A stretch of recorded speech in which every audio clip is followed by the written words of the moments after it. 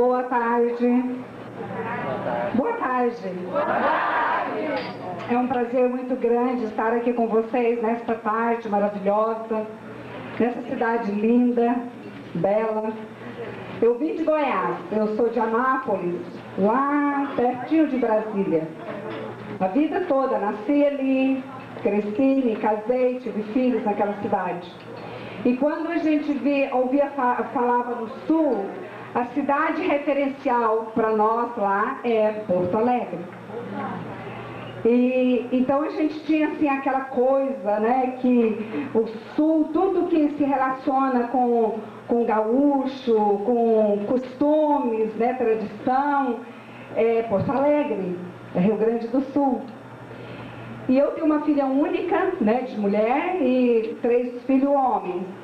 E eu tive o privilégio da minha filha casar com um rapaz daqui de Canoas, né? Eu sou muito feliz por isso. Tenho meus netinhos, né, um casal de netos, que são descendentes de gaúcho. E eu fiquei muito feliz de mudar para cá, para Santa Catarina. Estou um pouquinho longe, mas poucas horas de viagem a gente chega até aqui, né? Moro em Balneário Camboriú há 10 anos, nós moramos ali. E eu estou aqui essa tarde para conversar um pouco com vocês. E eu gostaria de pedir um favor, que todas que estivessem de costa se virassem para cá. Eu sei que aqueles bancos lá do meio é um pouco complicado, mas talvez se tivesse alguma cadeira vazia, se vocês pudessem se levantar. Eu me sinto assim como se eu estivesse numa sala de visita, né, da minha casa ou na casa de vocês, onde nós vamos sentar, tomar um chazinho, conversar, vamos falar algumas coisas, contar algumas coisas, né? E eu quero me sentir desse jeito e quero que você se sinta assim também. Nós estamos aqui entre amigas. Eu não sei o nome de vocês, mas eu sei que Deus, quando Ele agendou no céu esse dia, essa data, né, 13 de maio, Ele sabia que todas vocês iriam estar aqui. O nome de vocês foi agendado também. Foi um convite e vocês aceitaram esse convite. E nós estamos aqui, véspera do Dia das Mães. Deixei em Balneário Camboriú todos os filhos, netos, genro, noras, e não vou almoçar com ninguém amanhã porque não vai dar tempo, somente para estar aqui com vocês nesta tarde de hoje. Estou doando para vocês o meu Dia das Mães. Vou chegar em casa no final da tarde. Minha filha já me ligou, eles já ligaram, se nós não tem como, nós não vamos chegar e não vamos correr, nós vamos ficar tranquilos. E esse dia, eu sei que Deus preparou, tanto para vocês como para mim também. É um privilégio estar aqui com vocês. Amém? Amém. Quantas de vocês aqui teve um sonho na sua vida, e que esse sonho não se realizou, e você às vezes até esqueceu desse sonho, não se lembra mais dele? Muitas vezes você é uma pessoa frustrada porque esse sonho não se realizou. Levanta a mão assim, quem teve um sonho, ou tem um sonho, um desejo de formar, ter uma formatura, o desejo de morar em outra cidade, ou até conhecer um país, o desejo de casar com alguém que você amou tanto e não casou, desejo de ter tantos filhos e não teve, o desejo que seus filhos fossem formados e eles não fizeram nada. Se você tem alguma coisa nesse sentido, faça assim com a mão, para que eu possa saber que vou me identificar com vocês. Amém? Eu quero dizer para vocês que eu também tive sonhos na minha vida. Eu tive sonhos na minha vida. Desde pequena, de adolescente, eu tive sonhos maravilhosos. O primeiro sonho que eu tive na minha vida foi de ter conhecido meu pai e de ter um pai. Meu pai, quando ele morreu, eu tinha 10 meses de idade. Sou a caçula de 5 filhos. E eu cresci com esse sonho esse sonho de ter um pai. Eu nunca falei a palavra pai, meu pai. Eu nunca recebi um abraço do meu pai. Eu nunca sentei no colo do meu pai. E era um sonho que eu tinha. Era de ter esse pai. Outro sonho que eu tive, e esse sonho não se realizou. E outro sonho que eu tive, eu tinha muita vontade de me casar e ter um marido bem romântico, um marido assim que me amasse. Eu sempre li muito, li romances, livros. Nós moramos numa cidade, no lugar que nós moramos, não tem lareira, não tem frio, não tem muitas flores como tem aqui. E como eu já lia muito e eu sempre gostei dessas coisas, eu sonhava, eu fechava meus olhos e me imaginava casada com um homem que me amasse, um homem que me abraçasse, um homem que falasse para mim que eu era preciosa, importante para ele. E que ele chegasse à tarde em casa, nós dois sentássemos no sofá, né, diante de uma lareira. Eu não sabia nem como era uma lareira, eu lia só nos livros, porque naquele tempo, adolescente, sentava e sentindo aquele calorzinho ali abraçado, eu abria essa janela e beirando a janela aquela jardineira, aquela floreira cheia de flores. Era um sonho que eu tinha. E isso não aconteceu. Outro sonho, o terceiro sonho que eu tive, era de formar em direito, ser advogada, ser uma juíza. Era o maior sonho da minha vida. Foi o meu terceiro sonho. E eu não sou formada em direito, eu não sou advogada. Conheci um rapaz, eu tinha 18 para 19 anos, e eu conheci um rapaz árabe, sírio, nascido na Síria, filho único, e nós começamos a namorar. E eu pensava que aquele rapaz era aquele dos meus sonhos, daquele casamento maravilhoso, aquele marido tremendo que ia me amar, que ia fazer muitas coisas maravilhosas para mim. E eu me dediquei completamente, né, naquele sonho e desejosa de casar e ser feliz, né? Eu queria ser feliz. Quantas de vocês, quando foi para casar, casou pensando em ser feliz? Eu pensei em casar e ser feliz. Era um dos meus sonhos grandes, ter aquele marido e ser feliz e abençoada. E nós nos casamos, e o nosso casamento já começou tumultuado. Por que que ele começou tumultuado? Eu estou um pouquinho atrás, só por causa de vocês, querida. E sempre estou esbarrando aqui. Não tem como vocês sentarem um pouquinho para frente, não, né? Tá bem? Tá tudo bem? Ah, eu não quero ficar de costas para vocês, tá? E eu quero dizer para vocês que o nosso casamento já começou tumultuado. Por quê? Ele, filho único, os pais dele, quando ficou sabendo que ele queria casar e com quem ele queria casar, os pais dele não deixou, não aceitaram. Ele ainda era de menor, ele não tinha 21 anos de idade. Ele não tinha feito 21 anos. E os pais não deixaram por quê? Por dois motivos, eles disseram.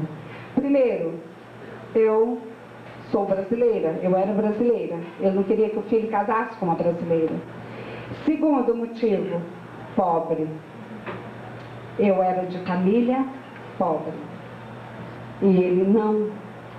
E os pais achou que era um terror casar com uma brasileira pobre. Né? Se pelo menos tivesse dinheiro, ainda salvava a situação. Mas não. E ele, para casar comigo, ele saiu de casa. Saiu assim, a mãe gritando, porque era uma senhora bem idosa já, ela quando deu a luz dele, ela tinha mais de 40 anos. E ele saiu de casa, ele esperou completar os 21 anos, e pegou as coisas dele, nós casamos, e fomos viver juntos na nossa casa.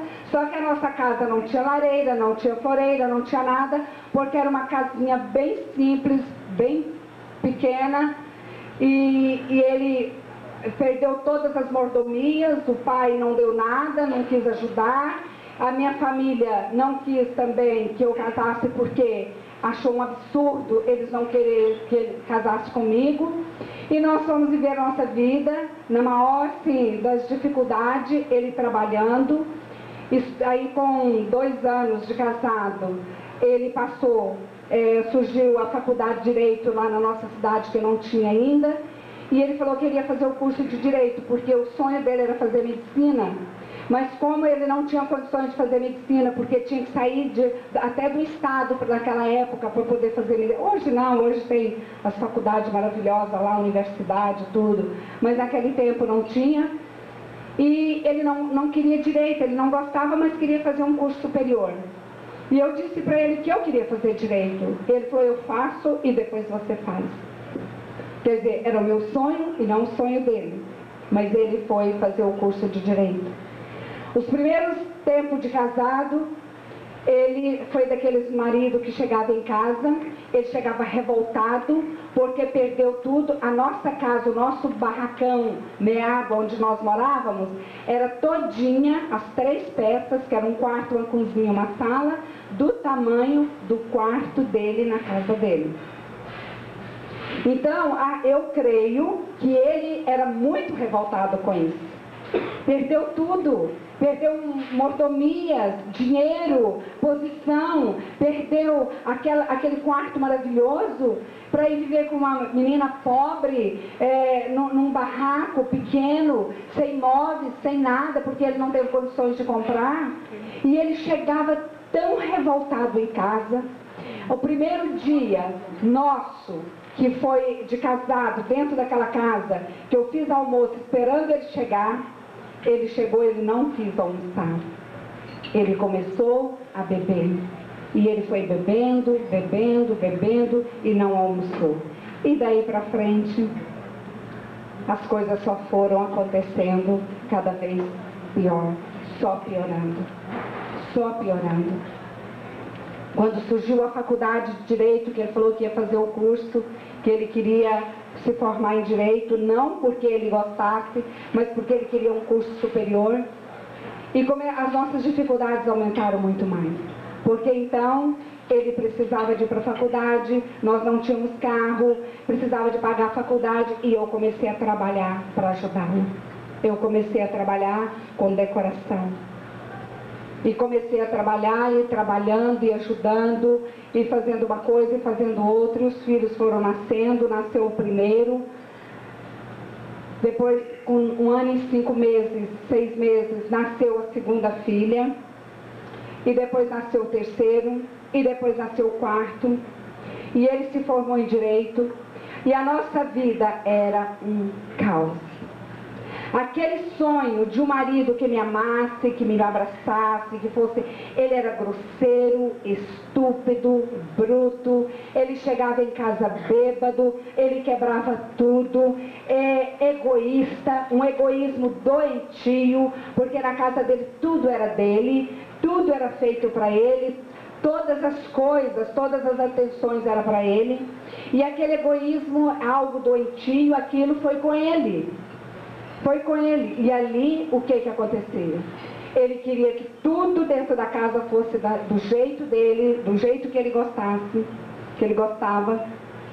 Quantas vezes ele chegava em casa, se tinha uma coisa fora do lugar, ele já gritava, ele brigava, ele chutava tudo. Eu estou falando grosseiro, não é aquela grosseria, oh, não faz isso, ou qualquer coisa, não. E eu fazia, aí nós começamos a melhorar a nossa situação financeira, porque os dois trabalhando, ele trabalhava e eu trabalhava, e a nossa situação foi melhorando, foi melhorando. Quanto mais a nossa situação financeira melhorava, mais o nosso relacionamento conjugal piorava. Piorava cada dia mais. Eu não tinha o amor dele, eu não tinha o carinho dele, ele não me observava, ele não me reparava. Eu fui perdendo gosto pelas coisas, eu só trabalhava, cuidava daquelas crianças, eu ajudava ele de todas as formas, E eu fui perdendo o gosto por tudo. Eu já não tinha mais vontade de me arrumar. Eu não tinha vontade. Eu com 25 anos, que eu tinha a idade de 25 anos, eu comecei a ficar com meu cabelo branco. Meu cabelo foi embranquecendo.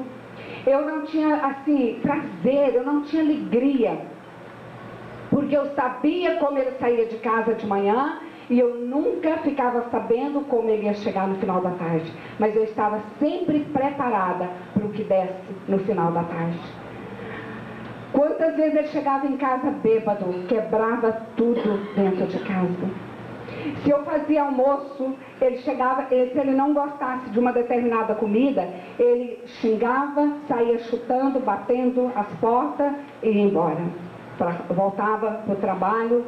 Trabalhador ele era demais, trabalhava muito, e a prova é tanto que nós ficamos bem, nós fomos ficando bem de vida, bem de situação, e depois ele comprou uma casa e nós reformamos essa casa, e daquelas 3 pecinhas que nós morávamos no início, a minha casa passou a ter 22 cômodos, eram 6 banheiros, 4 suítes maravilhosas, garagem para 4 carros, a situação financeira foi melhorando, porque o árabe, quando ele quer ficar bem de vida, ele fica mesmo. Ele é muito trabalhador. E tinha uma esposa do lado dele que trabalhava junto com ele, que não, sabe, não tinha preguiça, e nós dois ali tentando melhorar nossa situação. Mas de nada adiantava, porque nós tínhamos toda a fartura, todo o conforto, mas faltava o principal dentro daquela casa. Faltava amor, faltava entendimento, faltava compreensão. Os filhos criados naquele ambiente, aquele pai grosseiro, aquele pai que quando escutava o portão eletrônico abrindo, sabia que ele estava chegando, cada um escondia dentro de um quarto, porque ele já chegava só vendo as coisas que estavam erradas, o que estava errado, o que estava fora do lugar, porque era só isso que ele via. Ele não via uma qualidade em mim, ele não via uma qualidade nos filhos, sabe? Era só agredindo, nos agredindo com palavra, com atitudes, era a maneira que ele nos tratava. E eu sempre digo que naquela época, literalmente, eu com os meus filhos, nós vivíamos no fundo de um poço. Nós vivíamos ali, oprimidos por tudo aquilo. Eu lembro uma vez que na porta da nossa casa tinha a garagem, como eu disse, é uma garagem para 4 carros, então é uma garagem muito grande, a rua, e do outro lado tinha um barzinho de final de tarde. Aqueles barzinhos que o pessoal coloca as mesas na porta e o pessoal chega, os bancários, os médicos, tudo vem, antes de ir para casa, senta ali para tirar gosto, tomar uma cerveja. E eles começavam a parar os carros na porta de casa. E quantas vezes eu ficava ali naquela porta, impedindo aquele povo de parar o carro. E eu trabalhava, eu ia para dentro, eu fazia as coisas, eu voltava e parava ali na porta, quando ia parar um carro, falava, por favor, não para. Por favor, não para, meu esposo está chegando. Vigiando. Eu penso assim, que as pessoas me olharem e pensar que aquela mulher deve ser louca, porque fica ali impedindo os carros de parar na garagem da nossa casa. Porque eu sabia que a hora que meu esposo chegasse em casa, o que poderia acontecer. Quantas vezes ele chegou? Às vezes eu chegava lá e já tinha carro parado. E eu ficava de cá olhando para aquele barzinho, ficava assim, para ver se alguém me via e pedir para vir tirar aquele carro. Para vir tirar. E ninguém aparecia para tirar o carro. O meu esposo chegava, parava o carro dele. Ele trocava de carro 2 vezes no ano, uma vez no ano, aquele carrão. Ele vinha, parava aquele carro na porta, na rua, trancava, descia, subia para o nosso quarto, que era no andar de cima, ia tomar banho, e o povo não podia passar naquela rua. Era impedido o trânsito, nem de um lado e nem de outro. O dono do barzinho, muito amigo nosso, quantas vezes eu batia na porta do quarto e pedia dar a chave do carro, precisa de tirar aquele carro. Ele falava assim, manda eles passar por cima, manda passar por cima. E às vezes ele descia, chegava lá com o revólver na cintura e ficava assim, quem é o filho? Aquelas palavrão que vocês já conhecem. Quem é o filho? Vem tirar esse carro. Vem tirar. Quantas vezes o dono daquele bar vinha, pegava a chave da mão dele, tirava o carro para que as pessoas pudessem passar o carro. Eu vou falar uma coisa para vocês, isso tudo era dia após dia. Quando não era uma coisa, era outra. Eu sou decoradora, formada, e eu trabalhava com decoração de eventos. Eu me lembro um dia que eu estava arrumando um salão de festa, porque o casamento ia ser de manhã, 11 horas da manhã. E eu estava lá à noite, preparando, fazendo toda a decoração, quando meu filho chegou, o meu filho do meio, chegou e falou: mãe, quase que meu pai morreu agora. Ou quase que ele matou alguém. Eu falei: o que aconteceu? Ele falou: a história do carro. Do outro lado, apontou um revólver para ele. Depois a pessoa, o dono do bar, contou, disse que ele ficava lá: eu vou matar aquele turco, chamava ele de turco, eu vou matar aquele turco, ele vai ver, eu vou matar ele, Disse que virou uma confusão. Eu falei: graças a Deus que eu não estava lá, porque eu acho que eu iria morrer. E eu quero dizer para vocês que eu sou uma pessoa que eu conheço a Jesus, tive um encontro com Jesus há 41 anos atrás. Há 41 anos atrás eu tive uma experiência com o Senhor Jesus. E a minha vida é entregue nas mãos dele. E toda a vida eu orava por ele, pelo meu marido. Eu orava pelos filhos. Eu orava pela minha vida. Eu sempre fui uma pessoa de oração. Eu sempre fui uma mulher de ir para a igreja.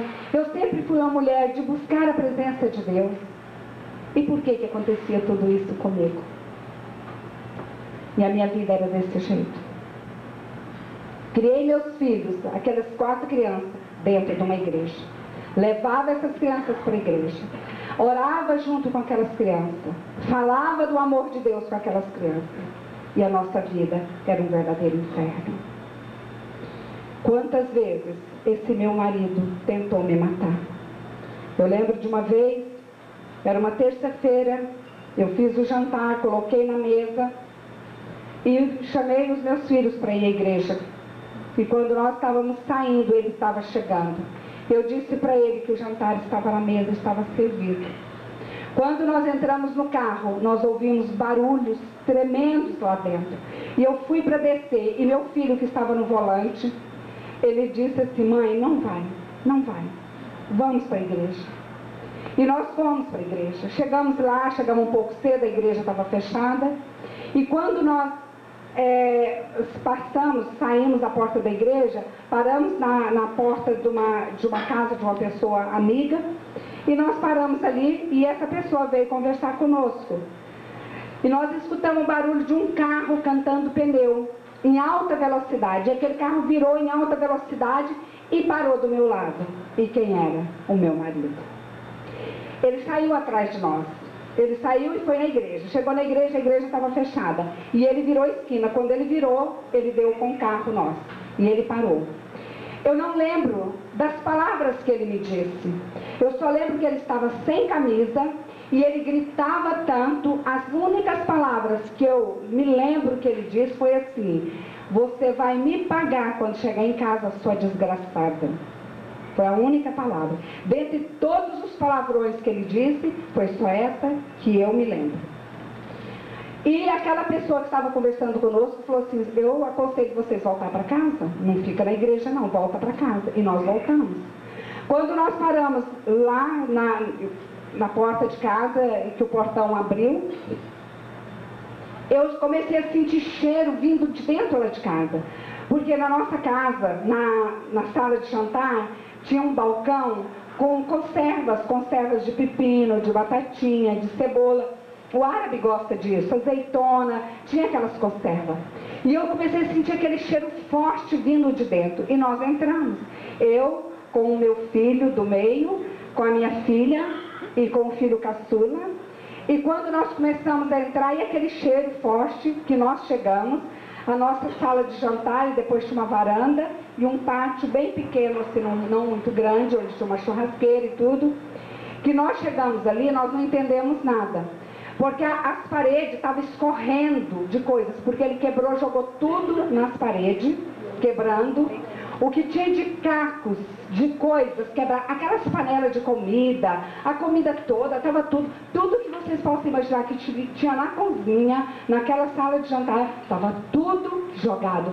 O meu filho mais velho foi chegando, pegou uma pá e começou a querer tirar aquilo, quando nós escutamos o barulho do carro dele entrando na garagem. E o meu filho falava assim, eu vou chamar meu avô, porque meu sogro morava ali perto. Só que não deu tempo. E ele entrou, sem camisa. Ele só foi entrando e pegando no meu braço.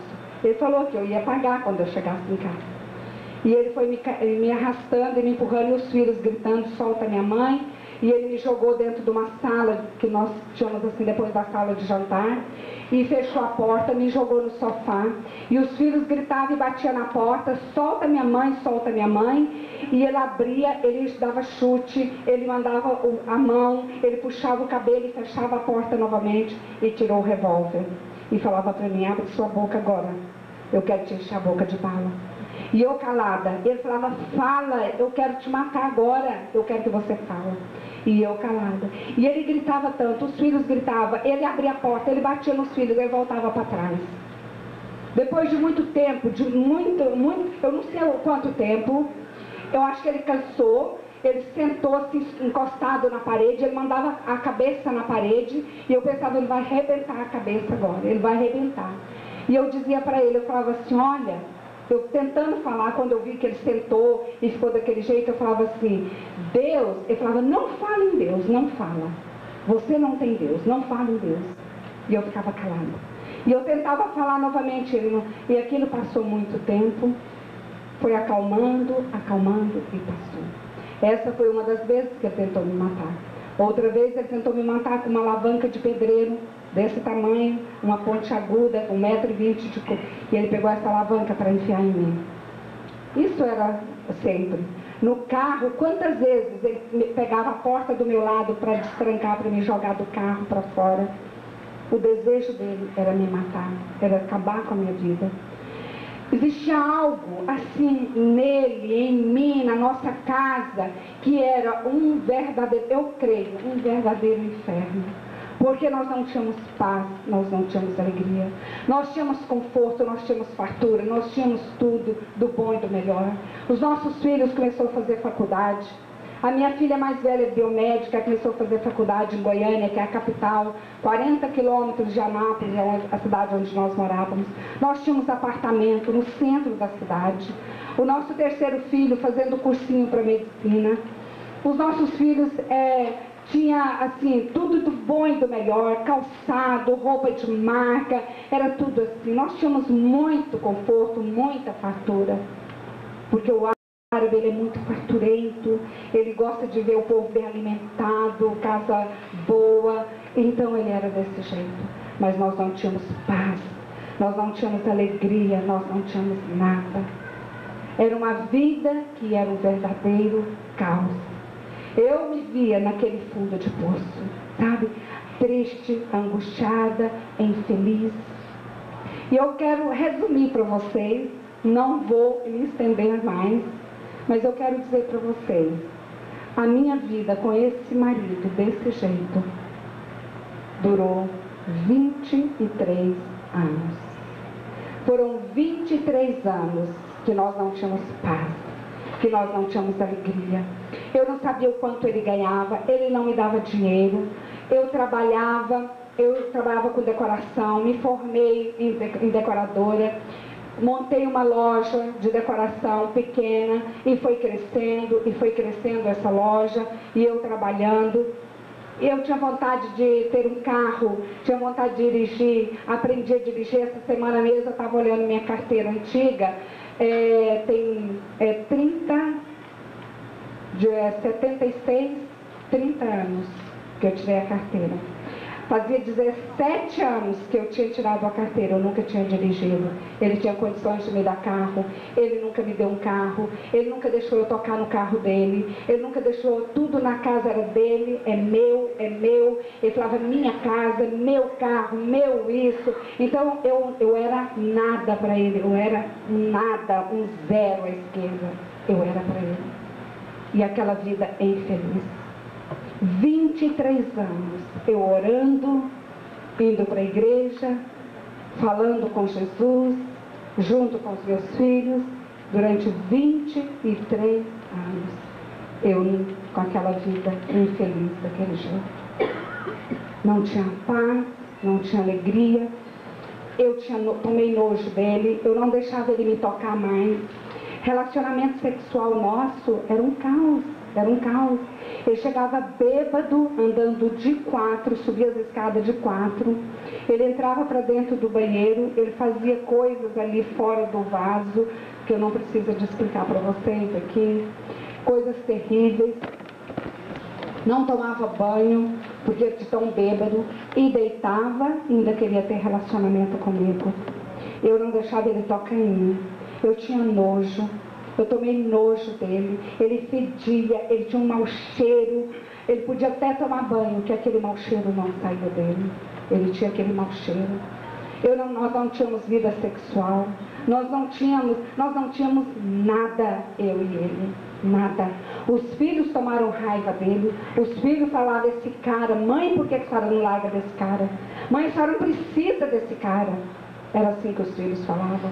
Os filhos não queriam. A minha filha, essa, que eu falei que é casada com esse rapaz de Canoas, essa minha filha, ela falava, eu não quero casar. Eu não quero, eu tenho medo de casar. Porque ela imaginava que todos os homens fossem igual ao pai.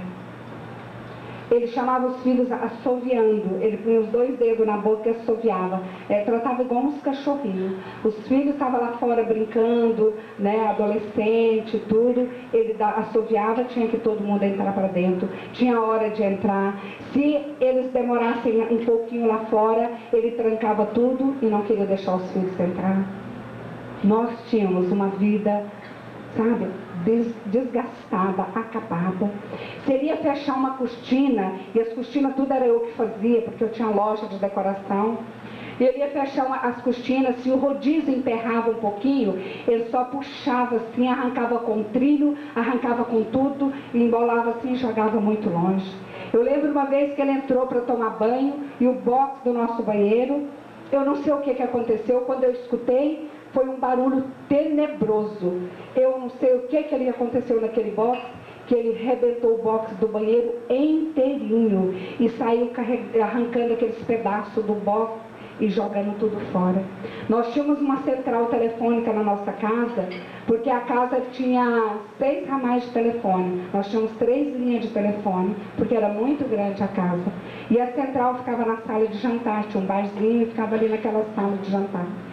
Se ele chegasse no banco, e chegasse naquele banco e visse que a conta do telefone ultrapassou o que ele queria, ele chegava em casa, ele arrancava a central inteirinha, fez isso muitas vezes.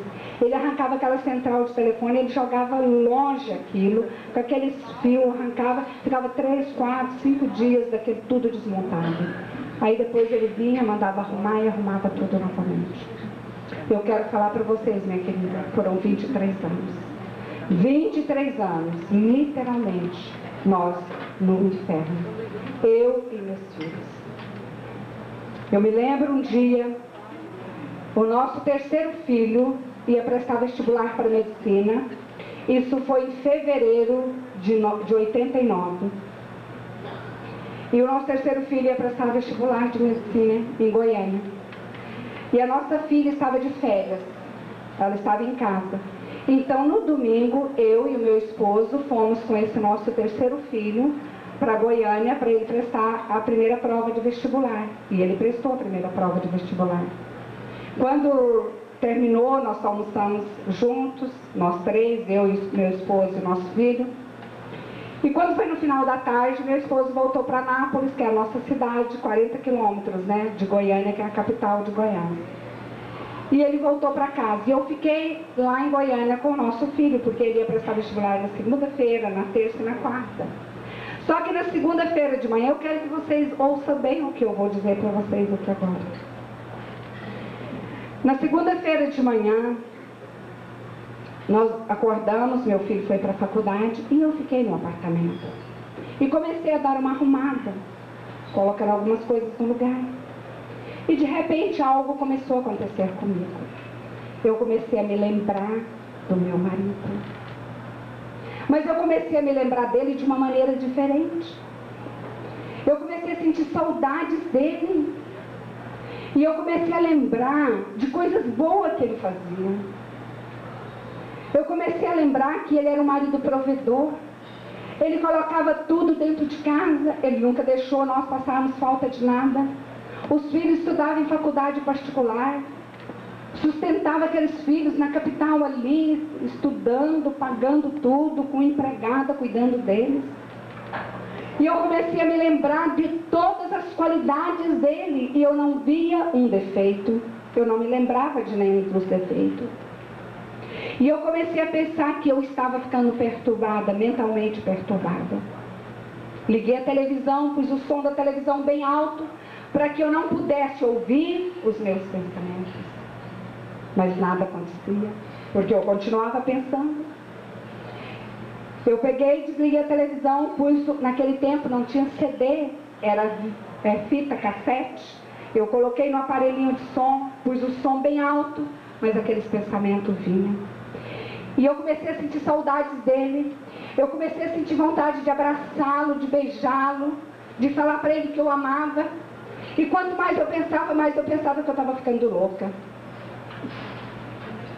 Eu me lembro uma vez que eu estava falando num chá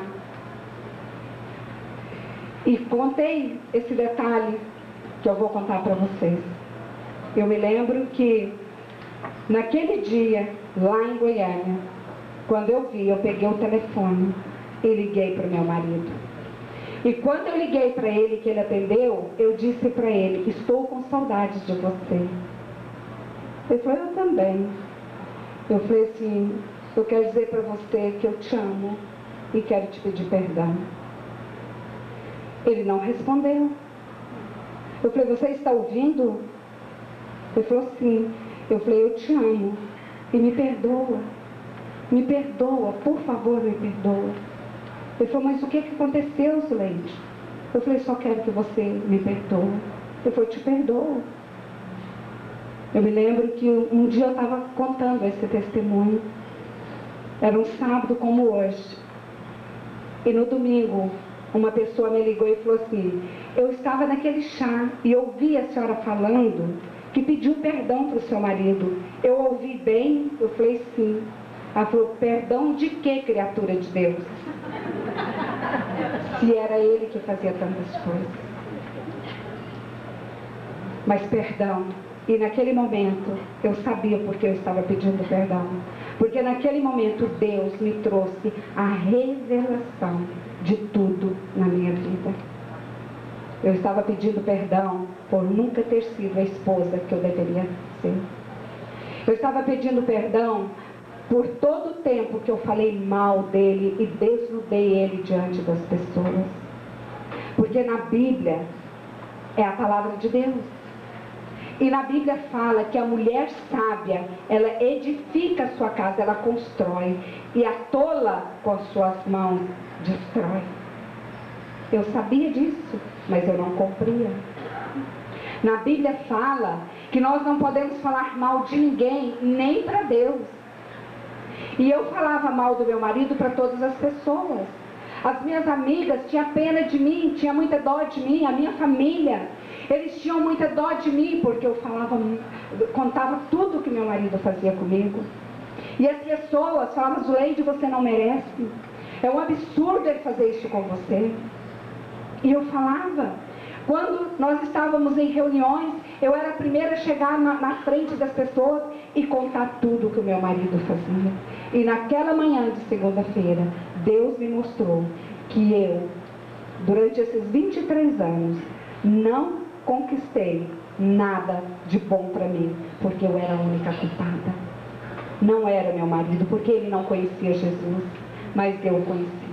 Eu conhecia Deus, e se Deus estava dentro de mim, se eu dizia que a minha vida era de Deus, e Ele estava comigo, eu tinha que mostrar esse Deus para o meu marido. Por isso que naquele dia que ele queria me matar, ele falava: não fala em Deus, porque você não tem Deus. Ele falava isso para mim, porque eu nunca mostrei esse Deus para ele. A minha vida era só desnudando ele diante das pessoas. Quando eu falava mal dele, era como se eu colocasse ele nu diante das pessoas. As pessoas não gostavam dele por minha causa, porque eu falava mal, eu me apresentava como uma mulher boa, trabalhadora, aquela mulher que cuidava, aquela cristã, aquela que ia para a igreja, aquela que orava, aquela que isso, que aquilo e que aquilo outro. E ele não valia nada. Só que naquela manhã Deus me mostrou, e Deus falou comigo, que quem estava errado dentro daquela casa era eu. E eu então pedi perdão para Deus. Eu deitei ali no chão e chorei e pedi perdão para Deus. Pedi perdão para o meu marido pelo telefone. Eu fiz algo assim dentro de mim, sabe? Eu lembro que eu fiquei assim umas 2 horas, sei lá quanto tempo, deitada naquele chão, pedindo perdão para Deus, falando: Deus, eu quero mudar, eu quero ser diferente. Se eu tenho sido atrapalho para o meu marido ser feliz, o maior erro nosso, minha querida, é casar para ser feliz. Nós temos que casar para fazer o nosso cônjuge feliz. Eu queria ser feliz e pouco estava me lixando se ele era feliz ou não. Era um dever meu, era fazer o meu cônjuge feliz. Porque do momento que eu estivesse fazendo ele feliz, automaticamente ele ia me fazer feliz também. Esse é o maior erro nosso. Nós queremos para nós, sabe? Eu me senti uma egoísta. Eu me senti que era a maior egoísta da face da terra. Eu queria ser feliz. Eu queria ter um casamento maravilhoso. Eu queria ter um marido maravilhoso. Do momento que ele se apresentou com aqueles problemas no início do nosso casamento, eu, como uma cristã, eu tinha que ter mudado as minhas atitudes. Eu tinha que ter tratado ele diferente. Eu tinha que ter buscado uma transformação para a vida dele na presença de Deus. Porque não tem nada que Deus não nos dá através da oração. Quando nós vamos para a presença de Deus, Ele nos concede todas as bênçãos, tudo que nós desejamos. Porque está escrito isso na Bíblia. Está escrito. E eu nunca fiz isso. Sabe porque como que eu orava? Eu falava com Deus: eu quero ver Ele ajoelhado nos meus pés, beijando meus pés. Ele não me merece. Ele é um crápula, Ele é um ímpio, Ele não vale nada. Deus, o Senhor está vendo que eu vou para a igreja, que eu oro, que eu tenho meus filhos, que eu faço isso, eu faço... Então eu me engrandecia diante de Deus e diminuía ele. Só que tem uma coisa, querida: Deus amava meu marido como ele me amava. Porque cada uma de nós que estamos aqui somos a imagem e semelhança de Deus. Deus ama você individualmente. Cada uma de vocês que está aqui, Ele conhece o seu deitar, o seu levantar. Ele conhece os seus pensamentos. Antes que as palavras cheguem na sua boca, Deus já sabe o que você vai falar. Sabe por quê? Porque foi Ele que te fez. Foi Ele quem te fez, e Ele te fez a imagem e semelhança dEle. Deus não faz nada ruim, Deus não faz nada imprestável. Tudo que Deus faz é perfeito. Nós somos perfeitas, vocês são perfeitas, sabe? Aquela pessoa que te faz mal é perfeita para Deus, porque foi Deus que fez. Mas eu olhava para o meu marido e não via nada disso. Mas naquela segunda-feira de fevereiro de 89, Deus me mostrou. Deus me mostrou que Deus amava meu marido como Ele me amava. Eu voltei para casa na segunda-feira. Eu quero dizer para vocês, eu voltei uma outra pessoa transformada, mudada. A partir daquele dia, eu não aceitei ninguém mais a falar mal do meu marido. Quando meus filhos falavam: mãe, o meu pai é seu pai, cala sua boca, não fale do seu pai, ele é importante. Deus ama seu pai como Ele ama vocês. A minha família, Zuleide, esse homem é meu marido. Eu não quero que ninguém fale mal dele. Eu tomei uma postura diferente, uma atitude diferente, e comecei a desejar ver o meu marido feliz, a desejar que ele fosse feliz. Comecei a olhar para ele com outros olhos.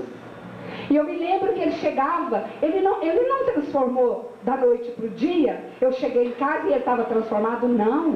Ele continuou fazendo as coisas.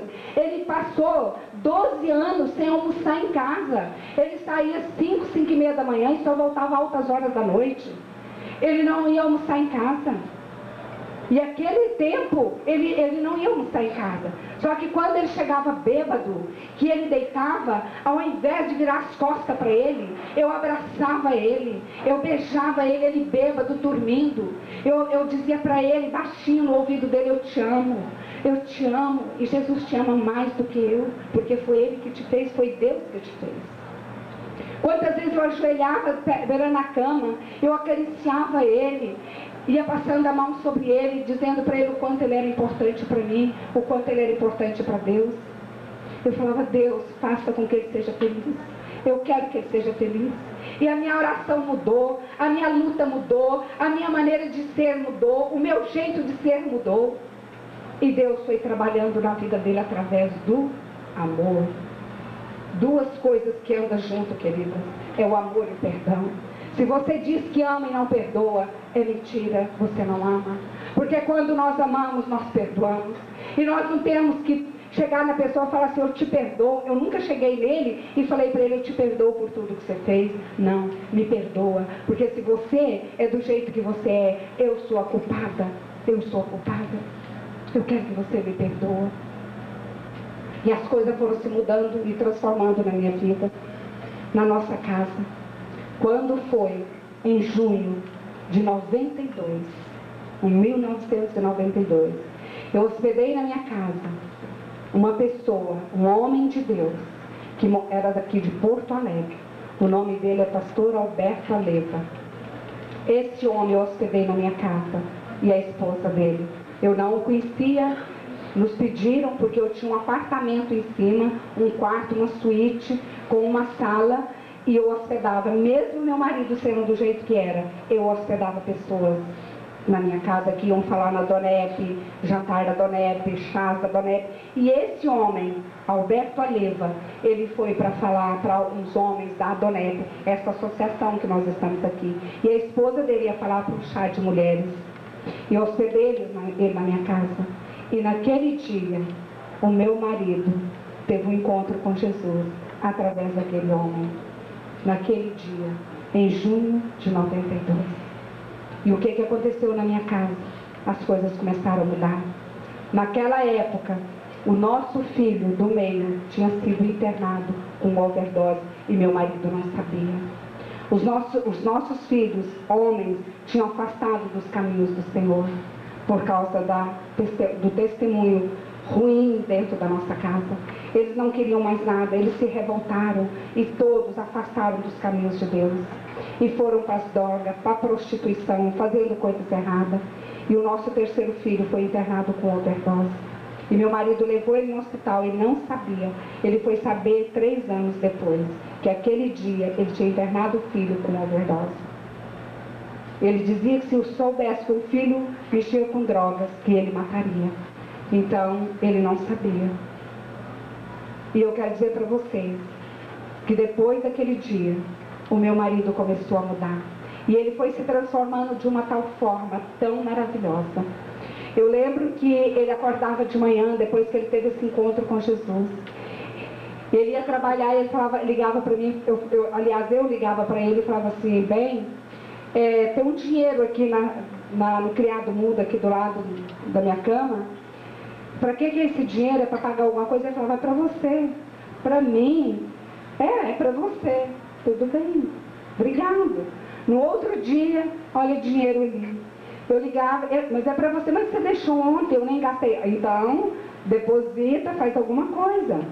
Eu lembro que um dia ele chegou na mesa do almoço, aí ele começou a almoçar, e ele falou para os nossos filhos, sua mãe está ficando rica, ela está com uma aplicação bem gorda. Quer dizer, ele estava fazendo a aplicação para mim.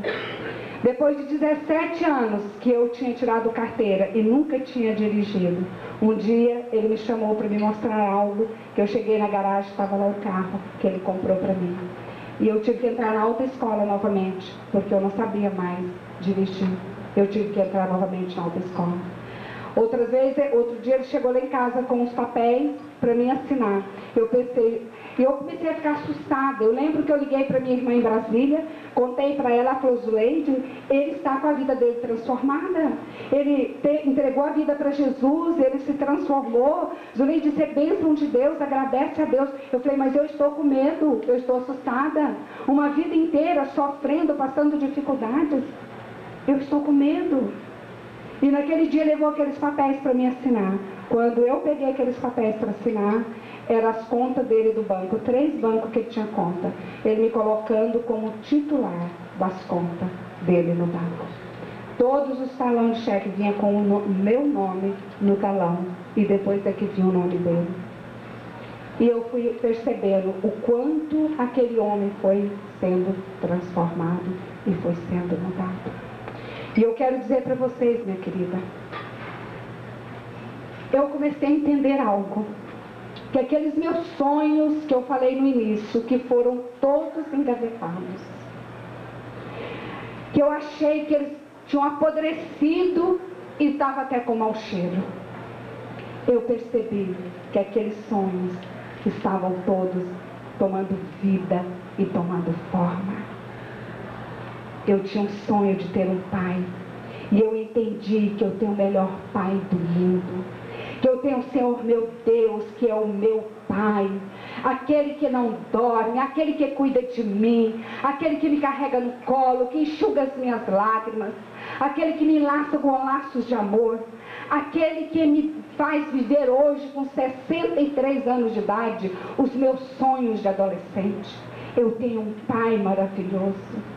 Um pai que não me abandona, um pai que pega na minha mão e anda comigo, e caminha comigo, e me aconselha e me ensina. Eu que sonhava em ter um marido maravilhoso, hoje ele fala para mim assim: eu já te falei que eu te amo.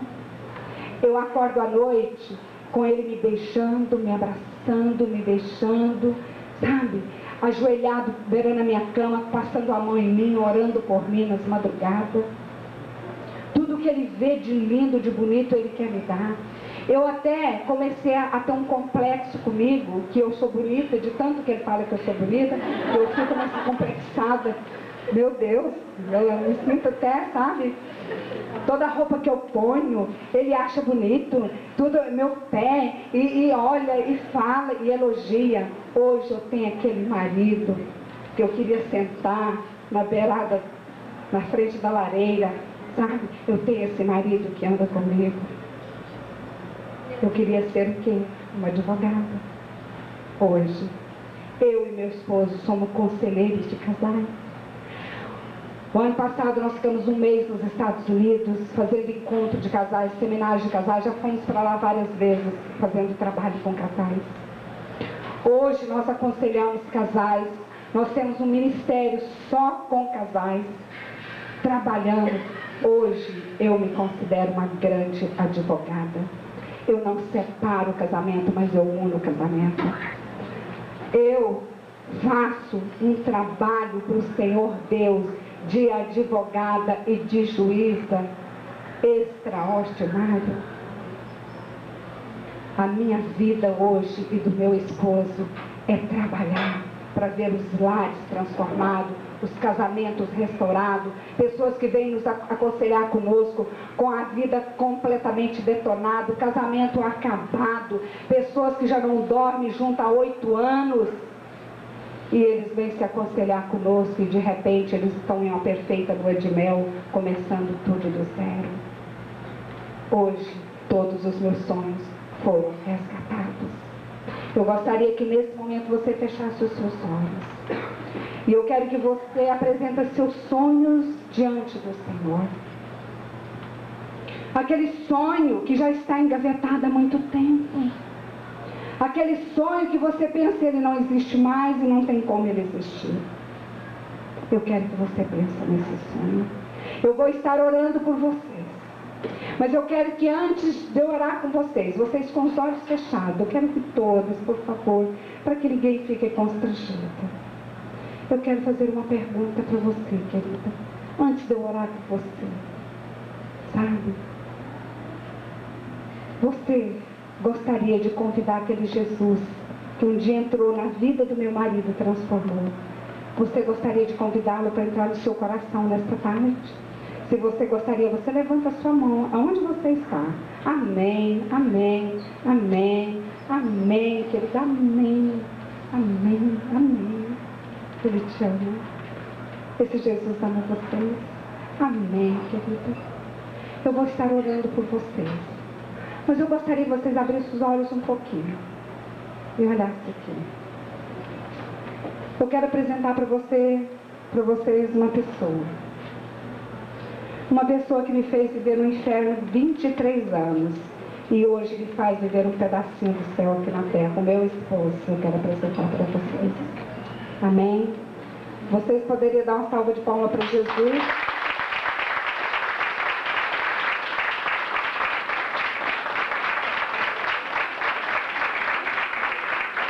Esse é meu esposo.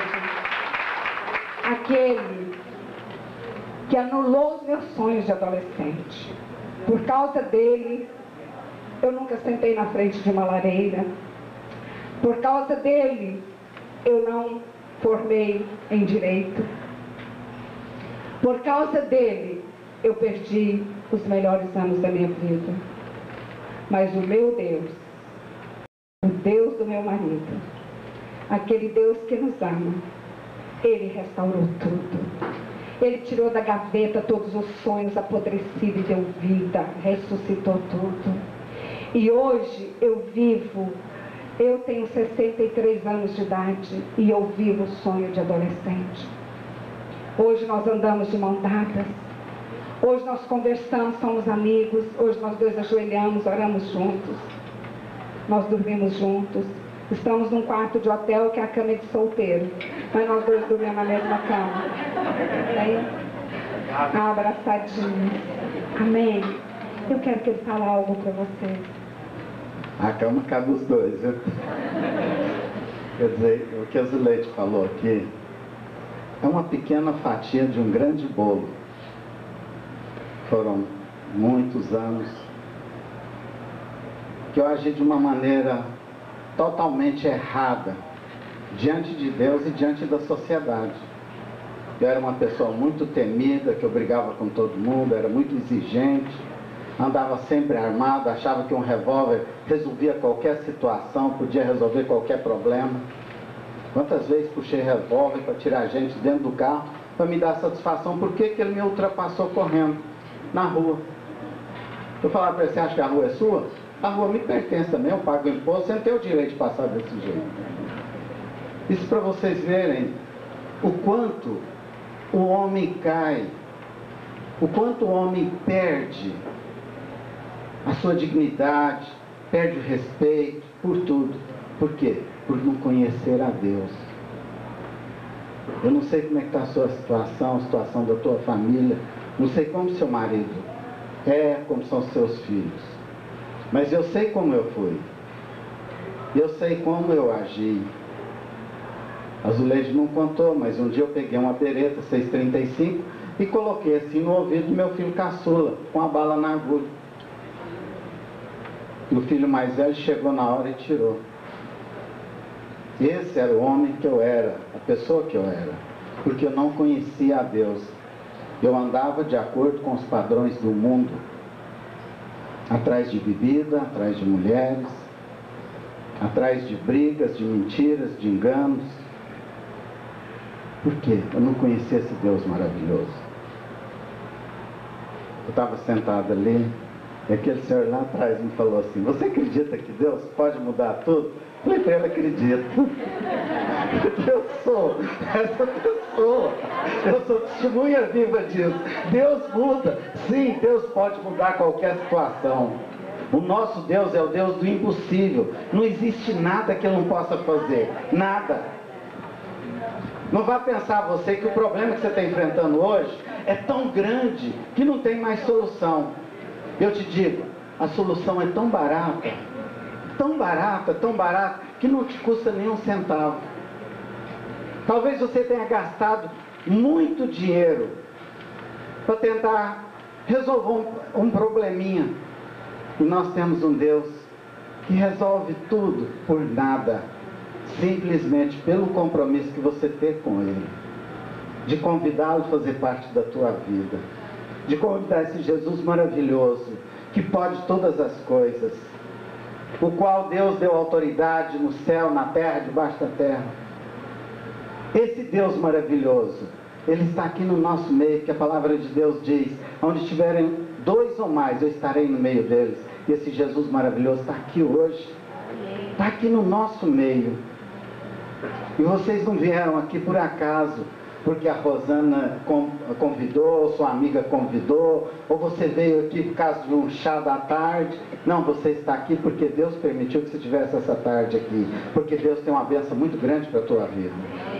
Eu não sei como está a sua situação, mas eu sei o que Deus pode fazer. Eu sei o que Deus pode mudar. Deus pode restaurar tudo. Deus pode transformar tudo. Porque o nosso Deus é o Deus do impossível. Onde o homem não faz, Deus faz. E Ele quer fazer na tua vida hoje. Por isso que você está aqui, nesta tarde. Amém? Quero falar só 2 coisinhas antes de orar com vocês. Primeira é que aquele nosso filho que foi internado com overdose, hoje ele está com 35 anos e ele é o nosso pastor. A nossa filha, aquela que não queria casar, hoje é casada com um gaúcho maravilhoso, lindo, belo. Ai, meu Deus, como ele é bonito. E os 2 são pastores de jovens. Isso que é sogra, viu? Todos os nossos filhos servem o Senhor, os nossos netinhos, tudo criado nos caminhos do Senhor. O nosso filho mais velho que falava para o pai, eu vou te ver um dia morto no balcão de um bar, bêbado. Esse nosso filho, quando ele Deus transformou a vida do meu marido, disse, o meu pai, se Deus fez na vida dele, pode fazer na minha. Eu quero esse Jesus. Então toda a família assim. Eu me lembro uma vez que eu estava em Santiago, falando no chá. A Rosana era a coordenadora lá, a Rosana que está aqui, que é a coordenadora de vocês. Você estava lá. Tinha sentada na minha frente uma senhora com uma bengala. Eu até vi, parece que tem alguma ali. Eu fiquei meio preocupada. Falei, será que vai repetir aquilo, meu Deus? Ela pegou a bengala, ela me parou no meio da preleção e pegou a bengala e fez assim para mim. Esse homem já morreu, né? Esse homem não existe mais, ele já morreu, né? Hã? Esse desgraçado ainda está vivo? Está bem vivo. Ele está bem vivo aqui, lindo, maravilhoso. Quando eu falei, vocês acharam que era um homem bem feio, né? Mas vocês viram que não é. Ele é um árabe muito, muito lindo. Amém? Eu quero, nesse momento agora, eu quero orar com vocês. Todas aquelas pessoas que levantaram a mão. Levanta a sua mão novamente. Isso. Eu gostaria que vocês se colocassem de pé. Onde vocês estão? Todas ficam de pé. Então vamos fazer o seguinte, todas ficam de pé, todo mundo. Aquelas que levantaram a mão, vem que eu quero dar um abraço em você. Sabe aquele abraço assim, de mãe para filha? Eu quero dar em você. Vem aqui. Vocês que levantaram as mãos, venham. Aquelas senhoras lá atrás, lá no cantinho, né? Vem, querida.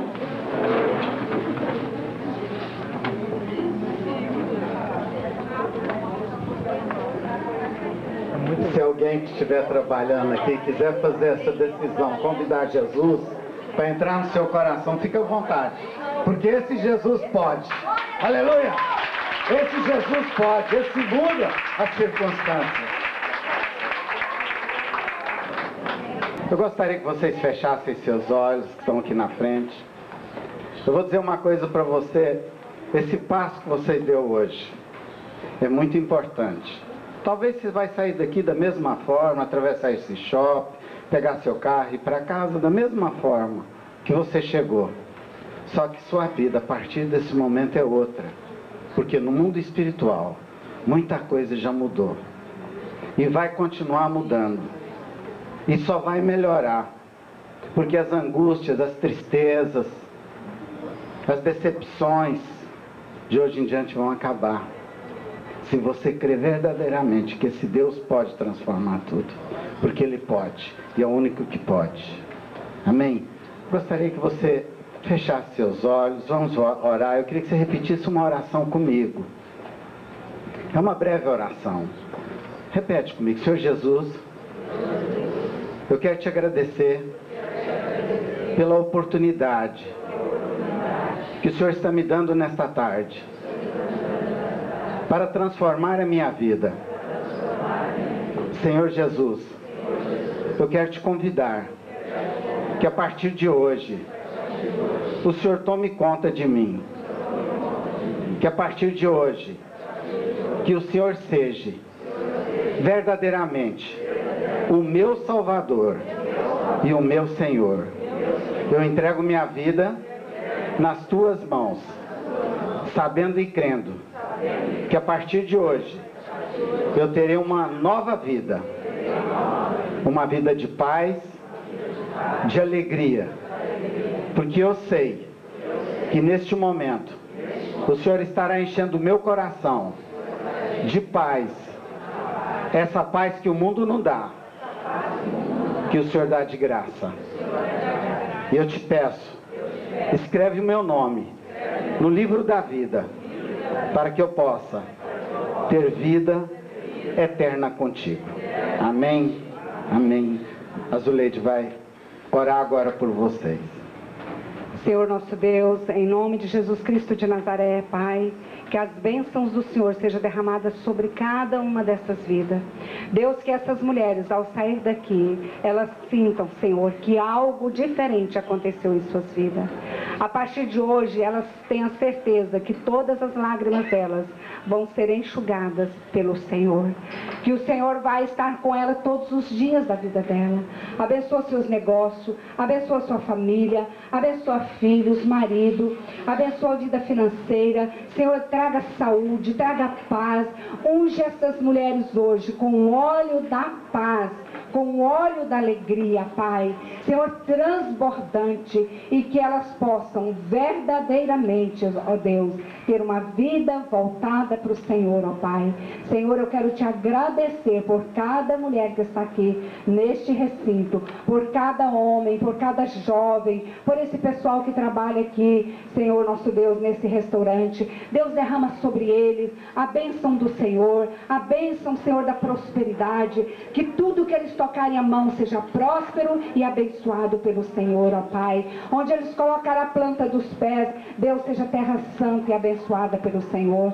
Deus amado, o proprietário deste hotel, desse restaurante, o proprietário, Senhor nosso Deus, o gerente, as pessoas que aqui trabalham, Senhor, o pessoal que estão ali na filmagem, Deus amado, esses homens que eu estou vendo, anda para lá e para cá ajudando, Senhor, nesse chá, Pai, que as bênçãos do Senhor sejam estendidas a cada um deles, ó Deus.